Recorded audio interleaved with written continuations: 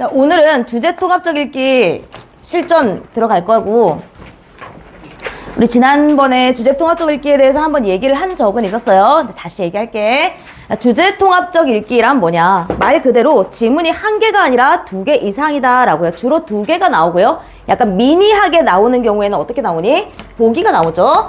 보기 이렇게 나와서 보기에 있는 내용을 우리가 이 관점을 정리를 하고 원글, 지문과 비교 대조하는 문제, 얼마 전에도 나왔었죠. 우리 주간파피에 비문학 문제에서 많이 나오는 문제잖아. 지문의 내용을 이해를 하고 보기의 관점과 비교하는 것. 뭐 또는요, 보기의 글쓴이가 이 지문을 비판할 때 적절한 근거로 알맞은 것은, 이런 식으로 문제가 나오잖아. 이게 좀 미니미한 주제 통합적 읽기고, 이게 본격적으로 주제 통합적 읽기가 우리 모의고사에 나온다면, 수능에 나온다면 지문이 크게 둘로 가지문, 나지문으로 나눠져서 나오는 경우가 많다라고 했어.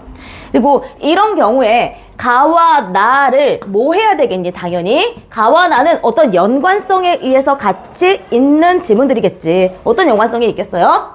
뭐가 같거나, 중심, 화제가 같거나, 또 뭐가 같거나, 글쓴이가 같거나 하는 경우에 이 두 지문을 묶겠지. 그러니까 아무 연관 없는 두 지문을 묶어놓고 너네 보고 이거 2개를 비교해라, 대조해라 라는 문제는 나오지 않는다고. 어떤 연관성이 있어. 그럼 그 연관성을 중심으로 이 두 글의 관점을 비교하고 대조하는 연습을 우리는 해야 된다는 거지. 그러니까 그러려면 가지문 확실하게 파악하고 나지문 확실하게 파악해서 2개를 비교해야 되겠죠.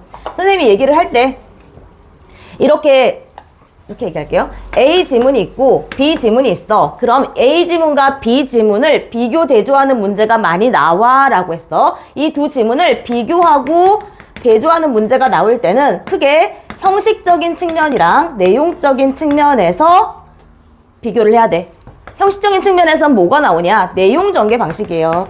우리가 흔히 얘기하는 설명 방식이라든지 주장을 전개하는 방식을 얘기하는 거지. 내용 전개 방식이 어떤 점에서 비슷한지 아니면 어떤 점에서 다른지, 그런 게 문제로 나올 수 있어요. 어떻게 나오냐? A와 B의 내용 전개 방식의 공통점으로 알맞은 것은, 이런 식으로 문제가 나오겠지. 아니면 A와 B의 내용 전개 방식은 각각 뭐 어떠한지, 이런 식으로 문제가 나와요. 그럼 내용적인 측면은 뭐니? 말 그대로 A 주제와 B 주제의 그 관점이 다르잖아. A랑 B가 같은 화제, 중심 화제에 대해서 얘기를 하더라도 그 관점이 다르니까 그 관점을 비교하고 대조하는 문제. 그래서 크게는 이렇게 2가지가 나와요. 형식적인 측면에서 비교 대조하는 거, 내용적인 측면에서 비교 대조하는 거. 그러면 A랑 B가 같은 화제에 대해서 얘기를 하고 있는데 관점이 다를 때는 이런 식으로 문제가 나온다. 그리고 그렇지 않고 우리 지난번에 봤던, 하도 오래돼가지고 기억할지 모르겠는데, 우리 과실상계 배우고 했던 그 법지문 기억나요? 과실상계 나왔던 그 법지문. 그래서 공동불법행위 나왔던 그 지문에서 우리 A 지문과 B 지문의 관계는 어땠어요? 그 둘의 관점이 달라서 그걸 비교 대조하는 문제가 아니라 어떤 문제가 나왔어요? A 지문은 민법에서의 불법행위를 얘기하는 지문이고, B 지문은 공동불법행위에 대한 내용이야. 그러면 A 지문을 읽고 B 지문을 분석할 때 이게 A 지문이 B 지문에 뭐가 되는 분? 배경 지식으로 쓸 수 있는 그런 문제가 나왔잖아. 그러니까 이런 문제도 많이 나온다. 그래서 크게 2가지로 나오니까 우리 오늘은 어떤 식으로 문제를 볼지 지문 분석하면서 볼게요. 오늘 볼 지문이 조금 길어. 당연히 길겠지. 지문이 1개가 아니라 2개니까. 그래서 첫 번째 지문은, 자, 오늘 볼 지문은요, 언어학에 대한 내용이에요. 언어를 바라보는 관점, 언어의 체계에 대해서 어떻게 생각하는지, 인문지문. 인문지문은 주로 어떤 이론가의 이야기, 학설 이런 게 나온다고 했었죠. 그래서 크게는요, 첫 번째는 소시르의 언어학, 그 다음은요 비트겐슈타인의 언어학. 되게 유명한 언어학자들이고 들어본 적 있어요? 들어본 적 있어? 없어요? 오늘 들어봐. 소시르라는 학자와 비트겐슈타인이라는 학자의 언어에 대한 관점이 어떻게 다른지, 언어를 어떻게 공부하고자 하는지, 어떻게 받아들이고자 하는지, 그 내용을 오늘 지문 분석하고 볼 건데, 155쪽 한번 넘겨볼래요? 개념 설명은 간단하게 이렇게만 보고 바로 분석 넘어갈게요. 오늘 양이 좀 많아서 분석도 하고 우리 지난 시간에 문법을 거의 못했잖아요. 그래서 이게 물론 너네 2학기 내신에 나오는 부분이라 다시 하긴 할 건데 그래도 우리가 문장 성분은 좀 알고 가자라는 생각으로 문장 성분만 간단하게 설명을 하고 마칠 거야. 그래서 문법을 안 할 수가 없어요. 그래서 요거 얼른 보고 문법하고 그러고 마칠게요. 그래서 가지문 여기 나왔죠. 가지문의 중심 화제는 뭐야? 소시르의 언어학이에요. 소시르라는 언어학자의 학설이 어떤 내용인지에 대해서 쭉 나와 있어. 예시도 되게 많이 나와 있어요. 그래서 찬찬히 읽어보면 그렇게 어려운 내용은 아니야. 쌤은 이제 대학교 때 우리는 이제 전공이 국어니까 교양 필수 과목이라는 게 있어. 교양인데 필수로 꼭 들어야 되는 교양 과목이 이 언어학 쪽이었어요. 정말 힘들었어. 이거 너무 어려워요. 이게 깊게 들어가면 너무 어려운 부분이라서 그 정도까지는 아니야. 이거 그냥 읽어보면요. 그렇게까지 어려운 내용은 아니야. 읽으면 너네가 아 그렇구나 라고 할 수 있는 부분이니까 그냥 너무 이게 막 뭐 소시르, 뭐 언어학, 랑그, 파롤 나온다고 하지 말고 한번 차근차근 읽어봐요. 그 다음에 나지문은요. 나지문은 중심 화제가 뭐예요? 여기 보세요. 중심 화제가 비트겐슈타인의 언어학이에요. 그래서 나의 중심 화제는 비트겐슈타인의 언어학이다. 가의 중심 화제는 소시르의 언어학이다. 둘의 어떤 점이 같고 어떤 점이 차이점이 있는지 그거 정리하면서 고민을 좀 해볼게. 가지문을 먼저 보고 우리가 볼까? 아니면 나지문까지 다 본 다음에 같이 볼까? 지금 그게 좀 고민인데 난 가, 나를 같이 보세요. 같이 한번 봐보세요. 좀 시간 좀 넉넉히 줄 테니까 가, 나를 같이 보고 지금 이 중심 화제 그리고 이 중심 화제에 대해서 어떻게 이야기하고 있는지 정리하면서 읽어보도록 할게요.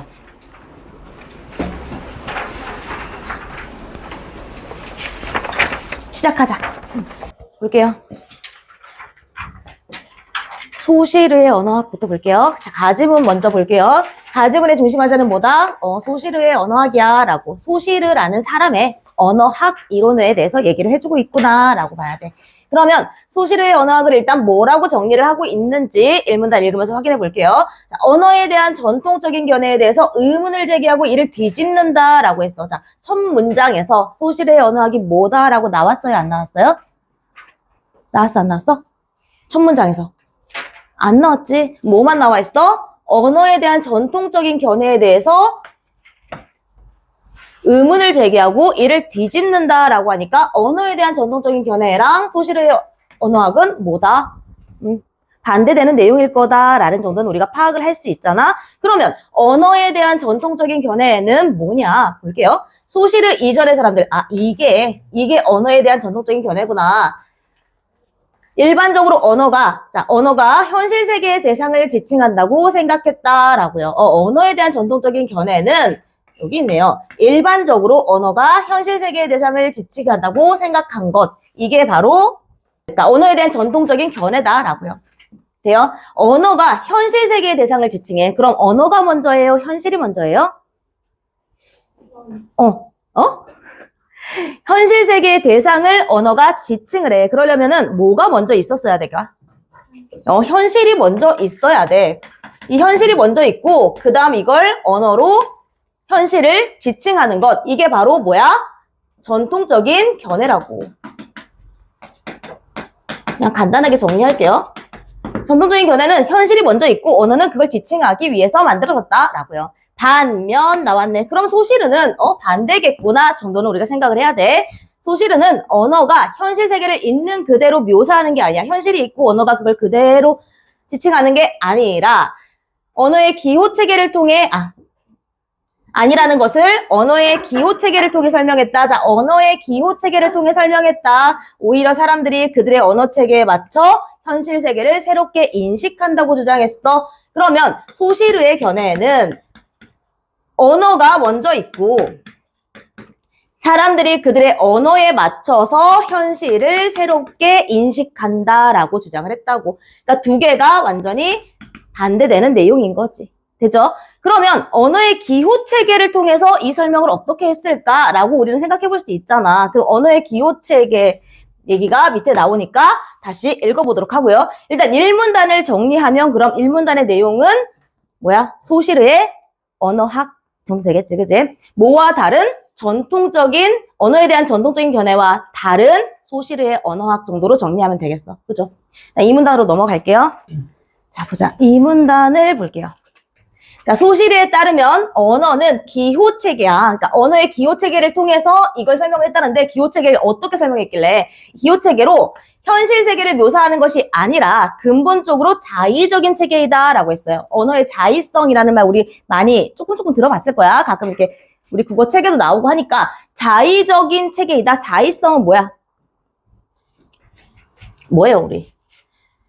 얘를 분필이라고 부르는데 필연적인 관계가 있다고 없다고? 없다고. 그냥 분필이라고 부르기로 우리가 약속했기 때문에 얘를 분필이라고 부르는 거야 라고. 이게 자의적인 거야. 자의적인 체계야. 기호란 어떠한 뜻을 나타내기 위해 쓰이는 표지를 이루는데, 자, 기호란 이런 뜻을 나타내기 위해 쓰이는 표지야. 기표와 기의로 이루어진다라고 했어요. 기호는 기표와 기의로 이루어진다. 첫 번째 기표, 그 다음 두 번째 기의야. 기표는 뭐냐? 기표는 귀로 들을 수 있는 소리로서 의미를 전달하는 외적 형식이야. 그 다음 기의는 말에 있어서 소리로 표시되는 의미를 이룬다. 자, 첫 번째 기표는 여기다가 적을게요. 기호는 첫 번째 기표와 두 번째 어디니? 여기다. 기의로 나누어지는데 기표는 귀로 들을 수 있는 소리야. 그러니까 외적 형식이야. 기의는 말에 있어서 소리로 표시되는 의미야 라고요. 그러면 자, 언어의 기호 체계에 대해서 한번 보면 언어의 기호 체계는 뭐랑 뭐로 이루어져 있다고? 기표와 기의로 이루어져 있다고. 기표는 뭐야? 형식이라고. 기의는 뭐야? 의미라고. 얘들아, 쌤이 이렇게 자, 아니, 너무 자, 이걸 그렸어. 요거 딱 보는 순간 머릿속에 드는 생각은?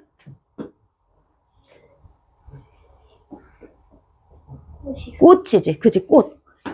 근데 꽃이라고 이렇게 딱 적거나 우리가 꽃이라고 말을 하면 그게 뭐라고?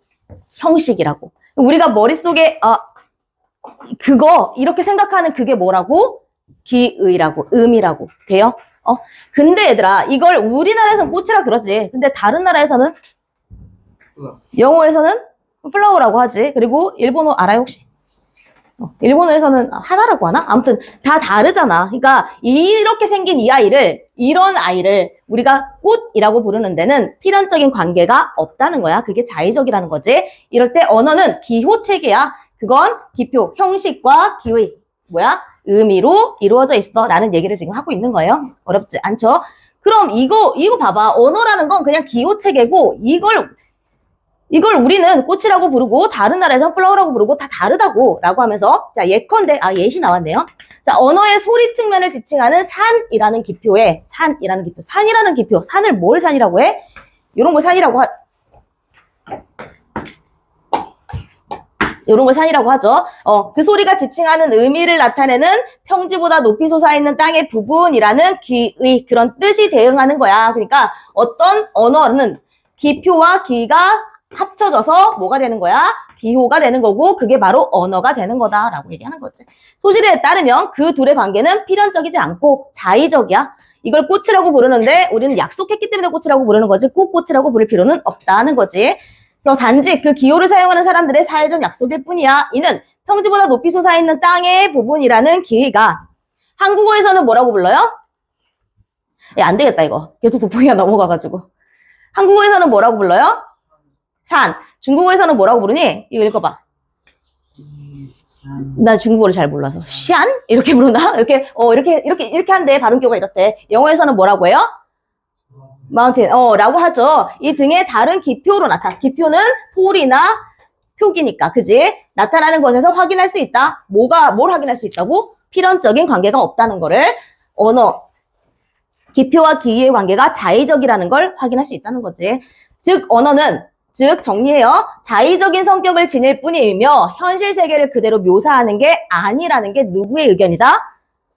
소실의 의견이다. 그러니까 소실의는 언어가 현실을 그대로 묘사하는 게 아니야. 언어가 있고 사람들은 현실을 언어에 의해서 인식하고 있어 라는 걸 뭐를 통해 이야기를 하고 있다? 언어의 기호체계를 통해 이야기를 하고 있다. 기호체계 보니까 이렇게 두 개가 전혀 관계가 없잖아. 그러면 현실 세계를 그대로 묘사한다면 모든 언어가 똑같이 이야기를 해야 되는데 왜 어떤 나라는 산이라고 어떤 나라는 마운틴이라고 하느냐. 다르잖아 라고 얘기를 하는 거예요.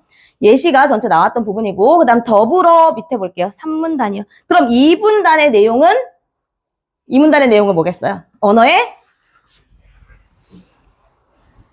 언어의 기호체계가 어떻다? 자의적이다. 자의적이다. 기표와 기의 사이에 관계가 없다라고요.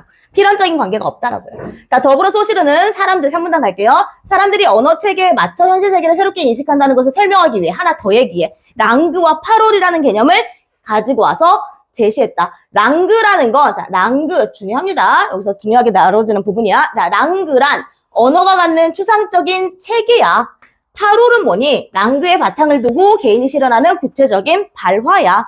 그러니까 우리가 알고 있는 거, 언어, 우리가 알고 있는 세상이 랑그고, 언어 할 수 있는 그런 랑그고, 그걸 우리가 실제로 말로 뱉는 걸 파롤이라고 한다고.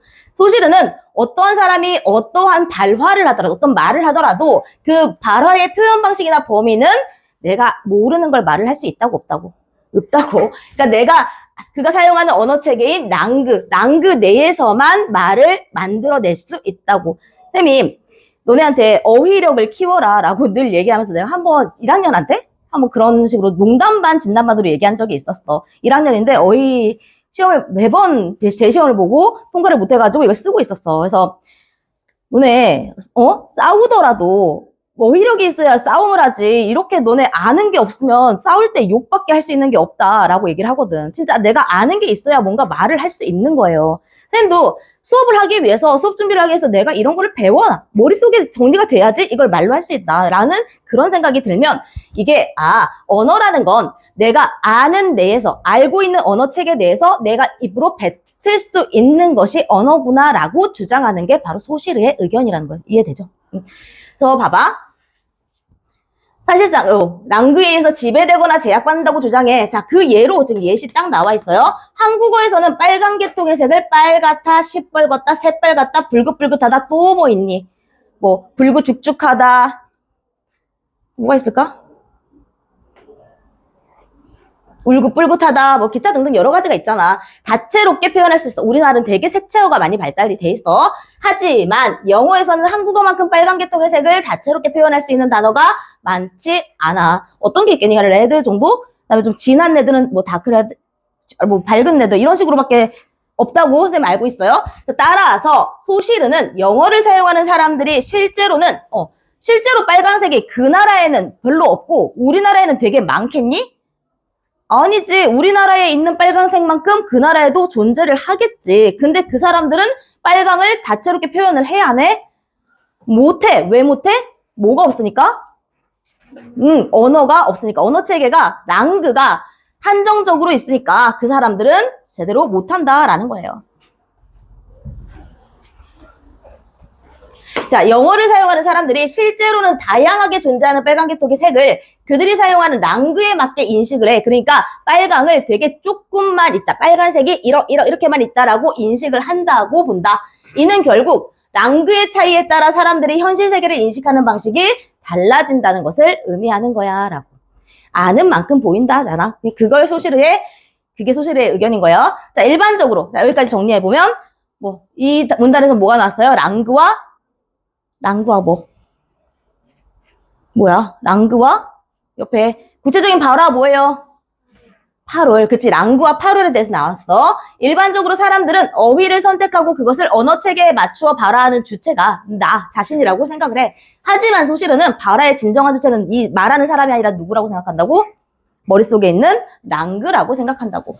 그래서 랑그라는 걸 전제를 해. 결국 소실의 언어학이란 언어가 현실 세계를 그대로 갖다가 베껴서 우리를 지칭하는 게 아니라 수동적으로 재현하는 게 아니라 현실 세계를 언어가 그대로 수동적으로 재현하는 수단이 아니면 오히려 언어가 현실 세계를 구성한다는 생각을 함축하고 있는 거야. 그러니까 재현하는 게 아니라 오히려 언어가 현실 세계를 구성해버리는 거야. 됐지? 그다음에 소실의 언어학 돼요? 요거 먼저 괄호 정리하고 올게요. 157쪽 가서 괄호로 정리 한번 하고 다시 비트겐슈타인 올게요. 일단 가의 일문단과 나의 일문단을 통해서 가에서는 누구의 언어학? 소시르. 여기는 가나 둘 다 정리할 수 있겠지? 나는요 비트겐슈타인 이내 의미 사용 이론. 다음 중심 화제와 관련된 강문단의 정보 정리해 볼게요. 자, 1문단의 소시르는 언어가 현실 세계를 있는 그대로 묘사하는 것이 아니야. 사람들이 언어 체계에 맞춰 뭐를 새롭게 인식하는 거야? 뭐를? 현실 세계를. 맞아, 현실 세계야. 그 다음에 2문단은 기호 체계가 어떻다? 기표와 기의 사이에 필연적인 관계가 없는 어떤 관계다? 자의적인 관계다. 언어는 기호 체계로 기표와 기의 관계를 필연적이지 않고, 자, 관계는 필연적이지 않고 자의적인, 그치? 그럼 이걸 보니까 언어는 현실 세계를 묘사하는 게 아니야 라고 이 근거로 든 거야. 언어의 기호 체계를 소시르가. 자, 3문단의 랑구와 파롤이야. 랑구는 언어가 갖는 추상적인 체계야. 파롤은 개인이 실현하는 구체적인 발화야. 정리되지? 발화의 표현 방식이나 범위는 뭐에 의해 지배되니? 우리가 알고 있는 거, 나가 알고 있는 언어 체계, 뭐? 랑그. 맞아. 랑그에 의해 지배되거나 제약을 받아. 그래서 랑그의 차이에 따라서 나라마다 랑그가 어떻게 형성되어 있느냐에 따라서 사람들이 현실 세계를 인식하는 방식도 달라진다고. 되지? 되죠? 어려운 내용은 아니었어, 오늘. 자, 4문단. 소시르의 언어학. 자, 발화의 진정한 주체는 우리가 스스로 발화의 주체를 나 자신, 말하는 사람이라고 생각하기 쉬운데 발화의 진정한 주체는 말하는 사람이 아니라 누구라고? 랑그야 라고. 발화의 진정한 주체는 뭐야? 랑그야. 이걸 전제하고 소시르가 갈고 가는 내용인 거야. 언어가 현실 세계를 수동적으로 재현하는 수단이 아니고 오히려 언어가 현실 세계를 뭐 한다고? 구성한다는 생각을 함축한다. 쏙 집어넣고 있다는 거예요. 되죠? 소시르 어렵지 않아요. 근데 비트겐슈타인도 어렵지 않아. 다시 올라가서 넘어가서 비트겐슈타인 보고 올게요.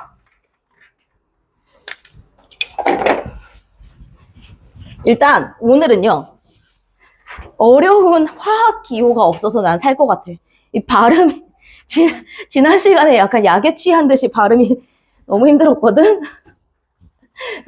수업을 원래 한 2번, 3번쯤 해야 입에 착착착 붙는데 첫 수업이잖아 이게. 그러니까 입에 정말 안 붙는 거야 지난 시간에. 힘들었죠. 지난 시간에 막 덥고. 어쨌든 나 볼게요. 자, 비트겐슈타인의 의미 사용 이론이야. 비트겐슈타인에게 언어는 삶의 다양한 맥락에 따라 서로 다르게 혹은 유사한 모습으로 존재한다라고 주장하고 있어. 비트겐슈타인에게 언어는 그럼 삶의 다양한 맥락이라는 말 좀 더 쉬운 말로 바꿔보면 뭐라고 할 수 있을까? 우리 삶의 모습, 삶의 다양한 모습이라고. 맥락이라는 말을 모습이라고 바꾸면 사람들이 살아가는 모습에 따라서 뭐가 다르다? 언어가 다르게 나타난다. 당연한 이야기지요. 그래요? 그래, 맞아. 이게 있잖아. 아까 그 소시르랑 비트겐슈타인을 비교를 하면 비트겐슈타인이 훨씬 더 나중에 나온 사람이야. 얘기하자면 소시르는 그러니까 이제 옛날 사람, 비트겐슈타인은 요즘 사람 이렇게 생각하면 돼요. 그러니까 당연히 비트겐슈타인 쪽이 좀 더 현실이랑 맞닿아 있다 이렇게 생각하면 돼. 겠지. 근데 둘 다 전통적인 언어관, 전통적인 언어 그런 견해를 그대로 받아들인 건 아니야. 그건 확실하게. 그래서 이 둘의 관점이 어떤 점에서 비슷하고 어떤 점에서 다른지는 생각하면서 읽어야 돼요. 봐봐. 이에 따라 비트겐슈타인은 자, 삶의 다양한 모습에 따라서 언어가 다르게 나타나니까 비트겐슈타인은 언어를 이해하는 건 자, 우리가 살아가는 환경에서 삶에서 어떻게 사용될 수 있는지를 이해하는 거야 라고 생각하는 의미 사용 이론을 제시한다. 자, 비트겐슈타인이라는 사람은 언어에 대한 관점을 뭐라고 얘기한다? 의미 사용 이론이야 라고. 그게 뭔데? 언어는 그것이 언어라고 할게. 언어가 어떻게 사용될 수 있는지를 이해하는 것이라고 하는 걸 의미 사용 이론이라고 한다고. 되지? 그래서 비트겐슈타인이라는 사람은 언어를 배우는 게 일상 활동들의 맥락 속에서, 그러니까 우리가 살아가면서 활동하는 그 우리의 삶 속에서 언어를 어떻게 사용하고 또한 타인의 언어에 어떻게 반응해야 하는지를 배우는 게 언어를 배우는 거야 라고 얘기한다고. 되죠? 가령 예시 나왔어요. 자, 빨강이라는 단어의 의미를 배우는 건 사전에 실려있는 그대로의 의미를 배우는 게 아니야. 그래서 내가 도대체 빨강은 사전에 어떻게 실려있을까? 라고 찾아봤다? 어떻게 실려있는 줄 알아? 우리말에 빨강. 빨강은 빨간 빛이라고 돼 있어. 그래서 빨갛다를 쳐봤어. 빨갛다를 쳐보니까 피의 빛깔이나 익은 고추의 색깔 이렇게 돼 있더라고.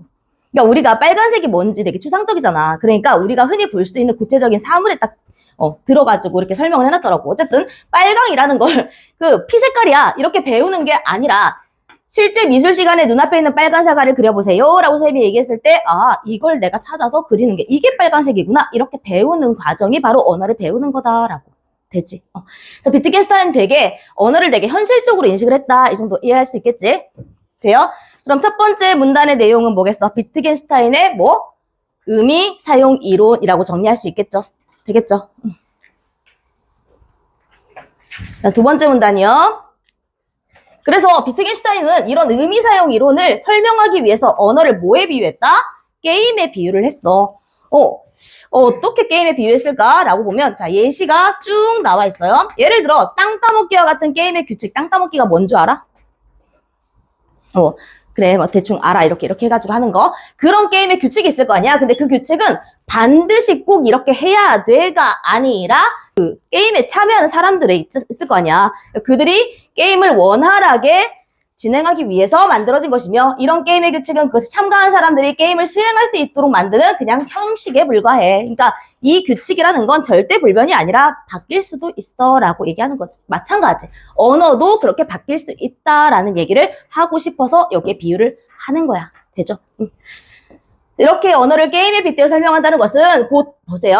언어가 그것을 사용하는 사람들의 구체적인 활동에서만 의미가 있다. 그러니까 언제든 언어는 딱 이거 뭐 예를 들어서 크다라는 건 그거 뭐 정확하게 크다가 얘들아 크다 작다를 하면 크다와 작다가 정확히 얼만큼 크고 몇 센티미터와 몇 센티미터 뭐 넓이가 얼마고 이런 걸 얘기하는 거 아니잖아. 우리가 크다 작다라고 얘기하면 대체로 좀 커, 대체로 좀 작어 라고 얘기할 수 있는 거잖아. 그러니까 이런 얘기를 하는 거야. 그럼 사용하는 사람들이 사용을 어떻게 하느냐에 따라서 의미가 있다라는 걸 보여주는 거야. 밑에 나오니까 또 얘기할게요. 그러면 여기는요. 언어를 뭐에 비유했다? 게임에 비유했어. 그럼 이 내용 정리하면 게임에 비유한 언어 정도 되겠지.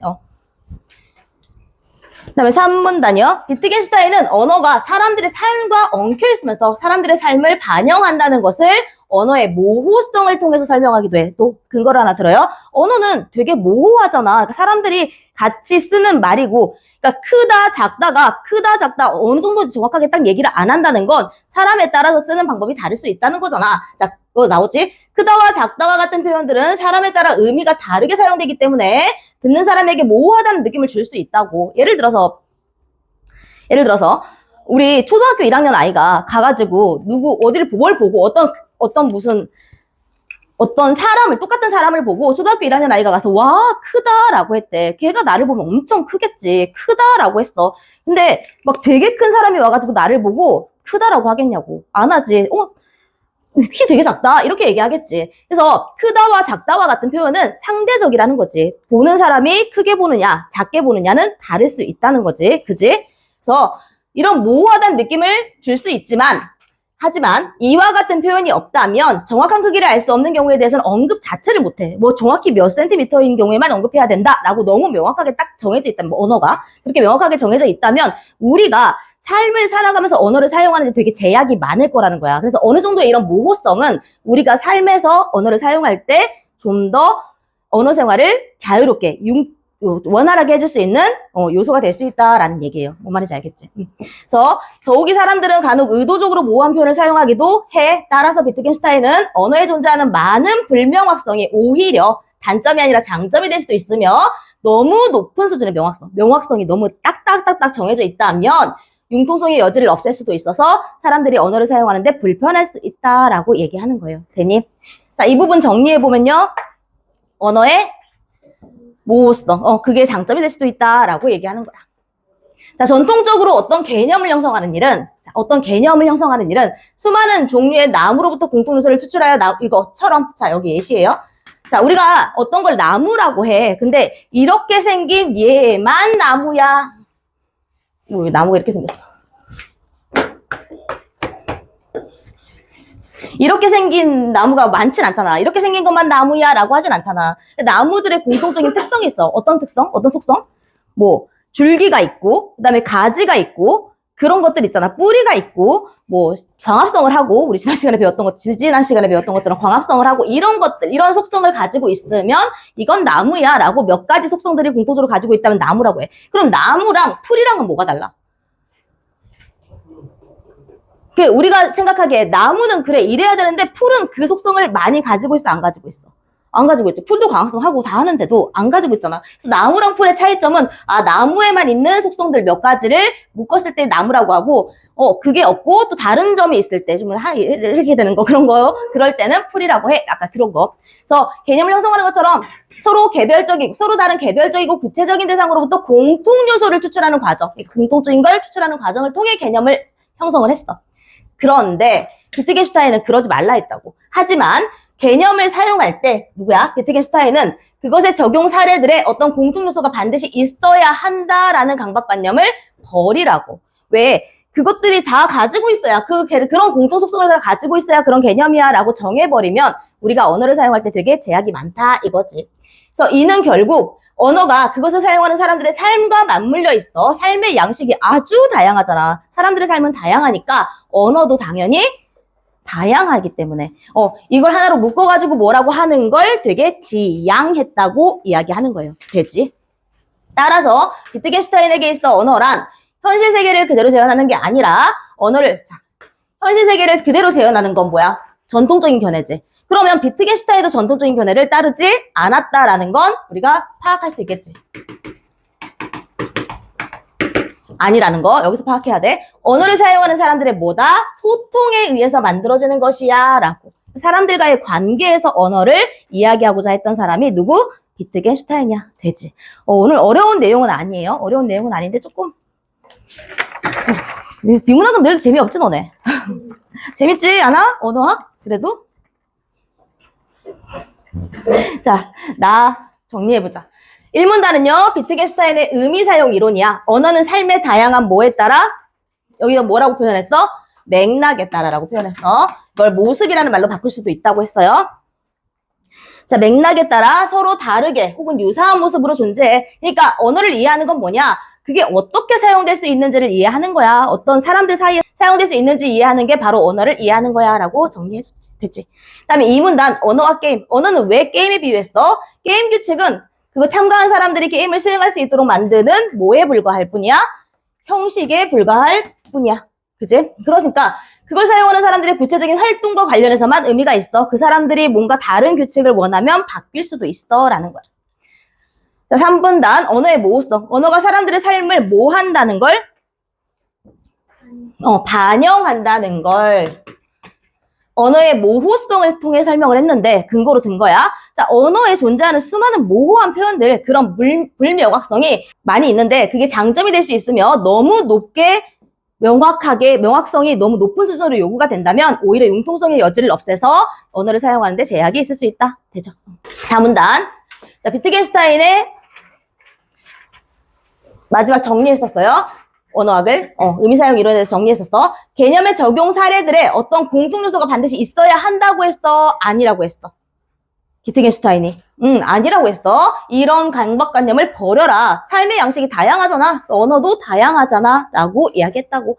어떻게 이렇게 다 딱 묶어서 얘는 딱 이렇게 정하냐? 그렇지 않아 라고 얘기한 게 비트겐슈타인이야. 언어란 현실 세계를 뭐 하는 것이 아니라 그대로 뭐 하는 거야 그걸. 그 앞에 말이 나와 있어. 정확히 한번 찾아볼래? 우리 4문단에 현실 세계를 그대로 보여주는 거. 재현하는 것이 아니라 언어를 사용하는 사람들의 소통에 의해서 만들어지는 거다라고. 되죠?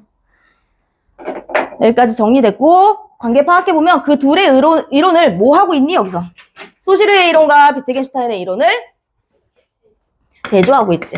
소시르의 이론을 한마디로 얘기하면 언어가 현실 세계를 구성해. 언어가 현실 세계를 구성해. 근데 비트겐슈타인이 그렇다고 현실 세계를 그대로 언어가 묘사한다? 이거는 아니야. 근데 뭐라고 하고 있어? 비트겐슈타인은 언어가 사람들의 삶을 뭐 하고 있다? 반영하고 있다. 그래서 소통으로 이루어진다라고 이야기하고 있지. 되죠? 그럼 바로 문제 풀게요. 아까 풀었던 사람들도 있을 거야. 풀었던 친구들도 있을 텐데 오늘 문법할 시간 좀 주면 좋겠는데. 자, 4번은 같이 바로 볼게요. 가와 나의 서술상의 공통점. 이게 아까 얘기했던 뭐예요? 형식적인 측면에서 비슷한 점, 다른 점을 찾아봐라 라는 그런 문제예요. 가와 나의 서술상의 공통점. 내용 전개 방식이 어때? 같아, 달라? 같잖아. 이거 서술상의 공통점 뭐니? 내용 전개 방식을 이야기하는 거고, 가 글과 나 글의 내용 전개 방식이 같아. 그러니까 공통점을 찾으라 라는 거지. 뭐예요? 1번이죠. 특정한 이론을 관련 사례를 들어 소개하고 있다. 예시가 둘 다 잘 나와 있고 둘 다 특정 이론을 이야기하고 있으니까요. 되죠?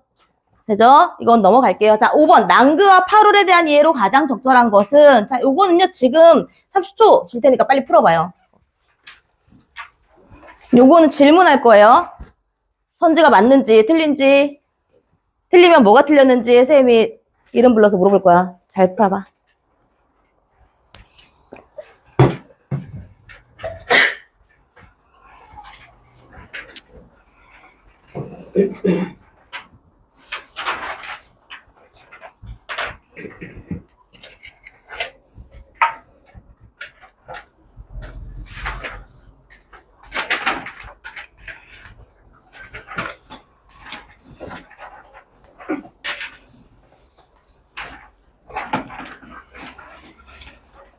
됐죠? 됐죠? 자, 1번. 안 됐어? 적절한 거 골랐는데 어? 왜 틀렸는지. 왜 틀렸는지? 이야기해봐. 얘기할 수 있어야지. 이거 어려운 내용 아닌데? 진짜 그냥 그대로 우리가. 자, 1번. 1번 우리 태원이. 틀렸어요. 왜 틀렸어요? 현실 세계를 재현하는 수단이라고 했어, 안 했어? 랑그, 파롤 둘 다. 그거 아니야. 랑그는 그럼 뭐야? 현실 세계를 재현하는 수단이 일단 아니고, 랑그는 뭐라고 했어? 추상적인 체계라고 해. 수상적인 언어 체계를 얘기했어. 그래서 완전히 틀린 말이에요. 랑그는 수상적인 언어 체계야. 그러니까 틀렸어. 예, 틀렸어요. 다음 파롤. 2번. 2번은 재환이. 틀렸어요. 왜 틀렸어요? 파롤이 안 들어요. 맞아. 언어의 추상적 체계는 랑그고, 파롤은 그럼 뭐야? 구체적인? 파롤. 발화. 맞아. 구체적인 발화. 아까 재환이는 문학 시간에도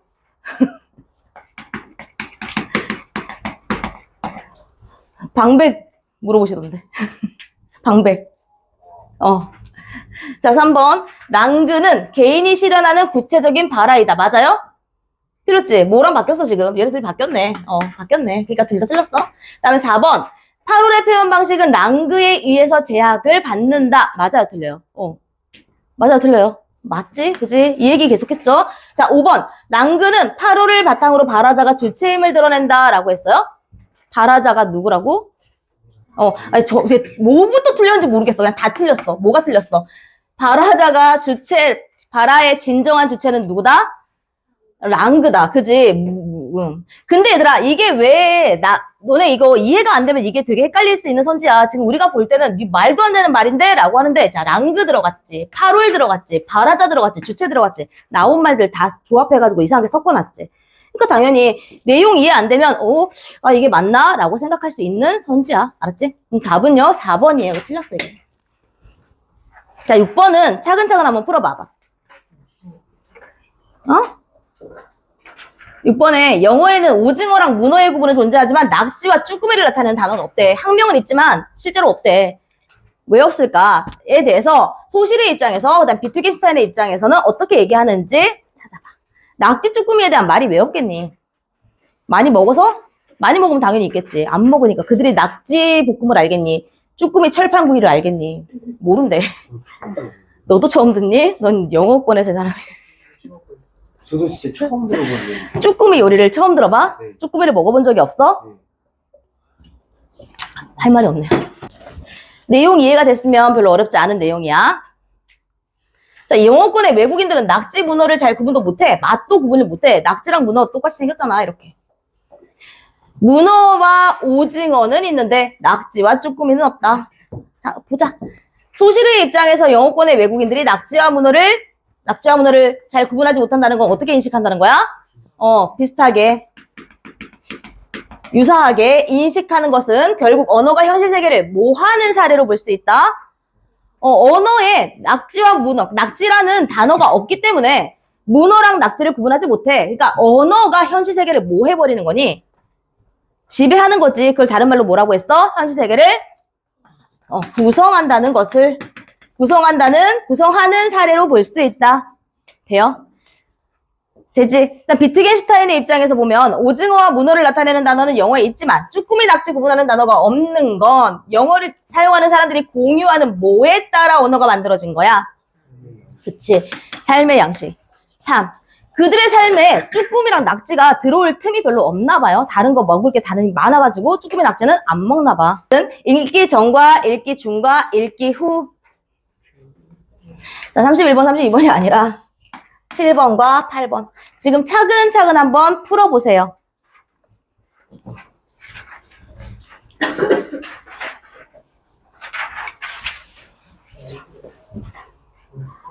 지금 읽기 중 단계니까요. 가나를 읽고 글의 내용에 대한 이해를 점검하는 질문에 응답하기야. 얘들아, 우리가 지금 다 읽고 다 알고 있으니 엄청 잘 풀 수 있어야 해. 지시호야? 자, 보자. 읽기 중 단계야. 우리가 했던 내용 점검해보자. 자, 소시르는 언어가 현실 세계의 대상을 지칭하는 것이라고 주장하고 있나요? 소시르가 언어를 현실 세계의 대상을 지칭하는 거라고 주장하고 있어요? 아니지. 그치? 아니지. 자, 비트겐슈타인은 맞지? 언어에 존재하는 많은 불명확성에 대해 긍정하고 있나요? 맞아. 오, 좋다. 오히려 좋아. 라고 얘기하고 있지. 자, 3번. 맞는 선지. 소시르와 비트겐슈타인은 모두 언어에 대한 전통적인 입장을 보수하고 있나요? 아니지. 왜 아니야? 전통적에는 현실을 그대로 언어가 묘사하고 있어. 재현하고 있었는데 둘 다 그건 아니다. 라고. 되죠? 그 다음에 4번. 맞는 선지. 소시르는 비트겐슈타인과 달리 언어가 사람들의 약속에 의해 형성된다는 걸 비판하고 있나요? 자, 일단 주어 찾아. 소시르는 언어가 사람들의 약속에 의해 형성된다는 걸 비판하고 있냐? 아니지. 비판하는 내용은 없지. 자의적으로 형성되고 있어. 라고 이야기를 하는 거지. 그러니까 아니요. 그렇다고 그럼 비트겐슈타인은 그걸 비판하고 있니? 그것도 아니야. 이거에 대해서 얘기는 아예 안 나왔으니까 틀린 선지. 자, 5번 볼게요.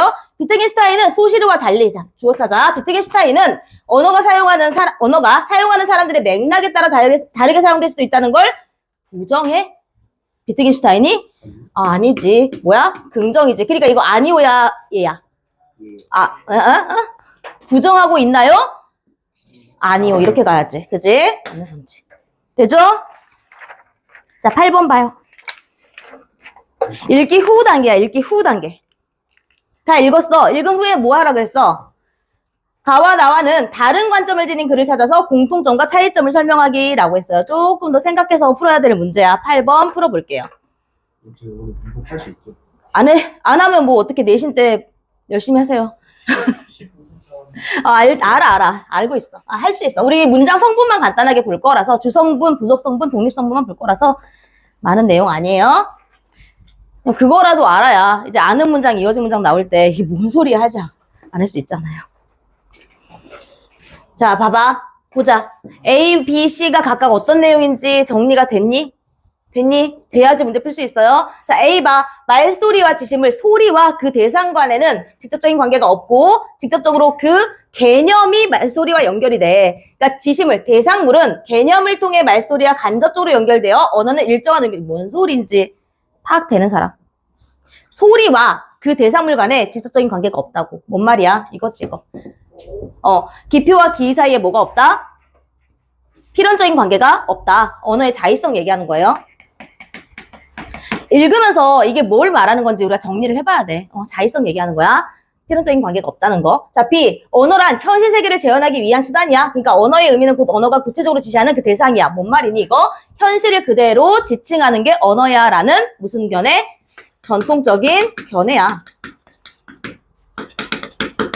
언어에 대한 전통적인 견해. 뭐가? 현실이 있고 그걸 지칭하기 위해서 언어가 존재한다 라고요. 재현하기 위해서 언어가 존재하는 거야. 됐지. 그 다음에 C 보자. 언어에서 사물의 이름은 임의적으로 붙여진 게 아니야.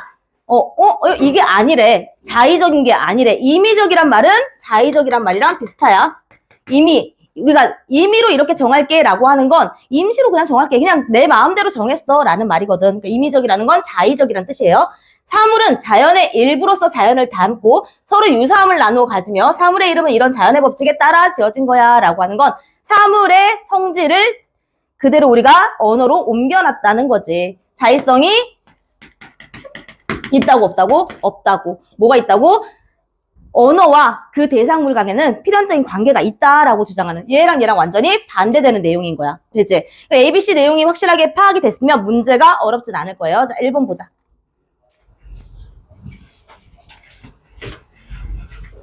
1번 보자. 개념이 말소리와 직접적으로 연결된다는 A의 입장. 자, 뭔 소리야? 자의적이다. 라는 입장과 유사하게 소실은 언어가 기표와 기의의 대응을 통해 이루어진다고 주장하고 있다. 맞아. 맞지? 직접적으로 연결된다는 건 이 둘의 관계로 기호가 만들어진다. 그리고 이 둘 사이에는 뭐가 없다? 필연적인 관계는 없다. 라고 얘기하는 거예요. 자, 2번. 언어는 일정한 의미를 형성하게 된다는 A의 입장과 달리, 자, A의 입장. 아까 얘기했던 거야. 비트겐슈타인은 언어가 사람들의 소통에 의해서 만들어진다고 주장하고 있다. 맞지? 다르잖아. 두 개의 의견이. 그다음 3번. 언어란 현실 세계를 재현하기 위한 수단이라는 B의 입장. 전통적인 견해야. 소실은 그거가 달리 소실은 언어가 자의적인 성격을 지닐 뿐이며 현실 세계를 재현하는 게 아니라고 주장하고 있다. 이건 완전 맞지? 헷갈릴 여지가 없죠. 자, 4번. 세계가 먼저 있고 그 세계를 재현하기 위해서 언어가 존재한다는 B의 입장. 세계가 먼저 있고 그걸 재현하기 위해서 있다는 언어가 있는 거라는 B의 입장과 유사하게 비트겐슈타인은 언어가 먼저 있고 절대불변의 법칙이라는 말은 비트겐슈타인한테 맞니? 안 맞니? 안 맞아. 되게 상대적인 걸 중요하게 생각했고 언어는 사람들과의 관계에서 형성되는 거다라고 얘기했기 때문에 틀렸잖아요. 그치? 5번 봐. 언어에서 사물의 이름은 임의적으로 자의적으로 붙여진 게 아니라는 C의 입장과 달리 소실은 필연성이 없어. 자의적이야 라고 얘기했으니까 맞지? 그치? 자, 9번요. 어휘 문제야. 어휘 문제는 우리 은근히 비문학 문제에서 너네 많이 틀려와. 어휘는 진짜 우리가 그래서 매번 그렇게 어휘 시험을 보잖아요. 볼 때 좀 생각하면서 어휘력 늘려요. 비문학을 아무리 구조를 잘 잡고 읽어낼 수 있더라도 어휘에서 나가면 이건 답이 안 나와요. 문맥을 통해 유추할 수 있는 건 한계가 있어. 너네가 조금 알아야 돼, 그래도. 자, 봐봐. 기억이요. 그녀는 약속 장소에 이르며 라고 했는데 어디니? 너무 앞이다. 155쪽에 기억. 기표는 귀로 들을 수 있는 소리로서 의미를 전달하는 외적 형식을 이르며 라고 했어. 기는 뭐다? 기표는 이렇게 이르며 라고 했으니까 뭔 뜻이야, 그건? 기억에 이르면은 그렇게 말한다 라는 뜻이잖아. 가리킨다, 말하다 이런 뜻이야. 그때 이르다는. 그래서 틀린 말이지. 이거 무슨 말이야? 약속 장소에 도착했다 라는 거지. 그러니까 두 개는 틀린 말이야. 이거 풀었어? 푼 사람. 안 푼 사람. 그럼 지금 빨리 풀어요. 자, 니은은 찾아봐, 거기. 소시리의 3문단. 8홀은 랑그의 바탕을 두고 개인이 실현하는 구체적인 발화이다라고 했어. 랑그의 바탕을 두었다. 그때 두다와 여기에 있는 곳곳에 많은 지점을 두고 있다. 이 두다는 얘는 뭐야? 거기에 설립을 했다. 지점을 설립했다 이란 뜻이고 바탕을 두었다라는 건 거기에 어떤 기준이나 근거를 두었다. 이런 말이잖아. 그치? 기준이나 근거를 정했다라는 뜻이니까 틀리다. 달라요, 둘이. 그게 틀렸어. 그래서 달라서 틀렸어. 되지? 됐죠? 그 다음에 3번. 예전에 어머니를 어머니 따라간 거야. 이건 무슨 뜻이야? 어머니랑 같이 갔다라는 뜻이지. 그럼 여기에 나온 말은 언어는 삶의 다양한 맥락에 따라라고 했어. 삶의 다양한 맥락에 따라라는 건 따라갔다는 거예요? 아니지. 그건 뭐야? 삶의 다양한 맥락에 의해 정도 되겠다. 그치? 그 다음에 4번. 여기는요, 탁자 위에 쌓인 여러 책들 중에 한 권을 골라주었다. 한 권을 선택해 주었다. 맞지? 근데 여기에서 뭐라고 했지? 미술 시간에 빨간 사과를 그려보라는 교사의 말에 물감 중 필요한 빨간색을 골라. 맞아요? 선택해. 똑같잖아요. 이건 맞다. 4번, 4번이야. 어휘 문제는요, 뭐. 그 다음에 5번. 입술이 굳게 맞물렸다는 건 실제로 물리적으로 입술이 맞물렸다는 거고, 여기에 언어가 삶과 맞물려 있다라고 하는 건 어떤 뜻이니? 연결되어 있다라는 뜻이잖아. 두 개 다르죠? 다르다. 답은 4번이고. 얘들아, 문법 어디를 보냐면요. 우리 지난 시간에 몇 쪽이죠? 152쪽. 지난 시간에 뭐 어절, 구절은 간단하게 보긴 했어요. 근데 어절은 문장을 구성하는 각각의 마디야. 그러니까 문장 안에서 띄어쓰기의 단위를 어절이라고 하고요. 자, 구는 두 개 이상의 어절이 만나서 어떤 하나의 단어의 역할을 하는 거. 절은 거기 안에 주어 서술어가 있어. 그래서 문장 성분의 역할을 하는 것. 요거는 나중에 다시 배울 거니까. 그래서 문장이라는 건 생각이나 감정을 완결된 내용으로 표현하는 최소의 언어 형식을 우리는 문장이라고 하고, 3학년 2학기 내신에 꽂힌 우리 문장 성분과 문장의 짜임은 요 문장을 위주로 공부하는 단원이에요. 문장이 어떻게 이루어져 있고 어떤 성분으로 이루어져 있고 그 문장들이 어떤 형식으로 짜여져 있는지를 시험 보게 될 거예요. 그래서 그 공부는 좀 많이 할 거니까 지금 간단하게 쌤은 그래서 문장이 뭔지, 문장 성분이 뭔지, 그리고 문장 성분에는 뭐가 있는지만 빨리 얘기할게요. 자, 문장은 얘기했어. 생각이나 감정을 완결된 내용으로 표현하는 최소의 언어 형식이다. 그 다음 문장 성분은 그 문장을 구성하고 있는 요소들을 역할에 따라 나눠 놓은 거예요. 예를 들어 내가 밥을 먹는다. 이거 문장이에요, 아니에요? 문장이에요, 아니에요? 문장이지. 그럼 여기에서 어절은 뭐예요? 띄어쓰기의 단위니까 이게 어절이지. 문장 성분은 어절 단위로 나눌 수가 있어. 그럼 각각이 문장 성분의 역할을 하는 거지. 얘 앞에 있는 내가가 문장에서 주체의 역할을 하는 뭐예요? 이게 주어가 되는 거고, 이거 주어의 행동을, 주어의 동작을 서술해주는 이 아이를 우리는 뭐라고 하지? 서술어라고 해요. 서술어에 먹는다, 뭘 먹는지를 우리가 알아야 되잖아. 그 대상, 서술어의 행동의 대상을 지정해주는 이 말이 뭐라고 하지? 목적어라고 해요. 그래서 이 문장은 주어, 목적어, 서술어의 구조로 만들어져 있다라고 우린 얘기를 하는 거야. 그럼 문장 성분은 이런 것들을 문장 성분이라고 하는데, 자, 문장을 이루고 있는 요소들을 문장에서 하는 역할에 따라 나눈 것, 이게 문장 성분이야. 근데 이런 문장 성분에 우리말 문장의 기본 구조는 주어와 서술어가 기본 구조예요. 그래서 주어가 하는 동작이나 행동을 서술하고 있으면 어찌 하다. 주어가 주어의 상태나 성질을 설명하고 있으면 무엇이 어떠하다.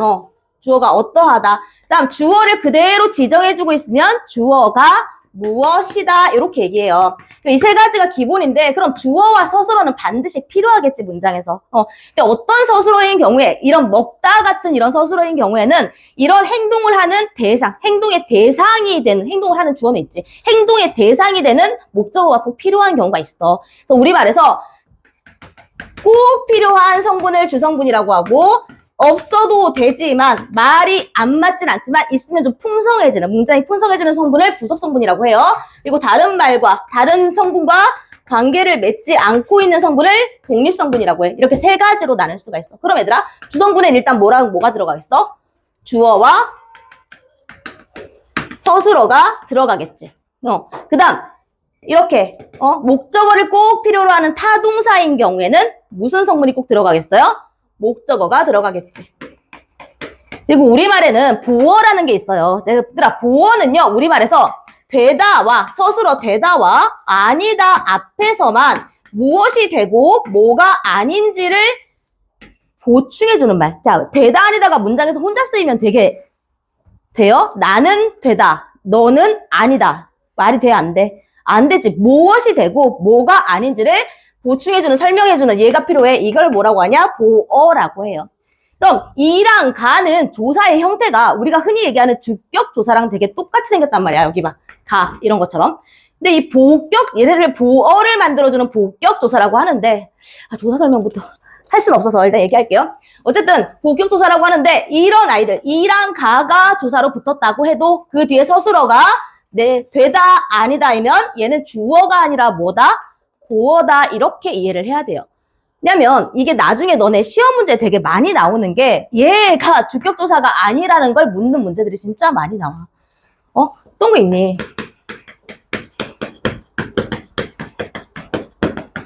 자, 이런 경우와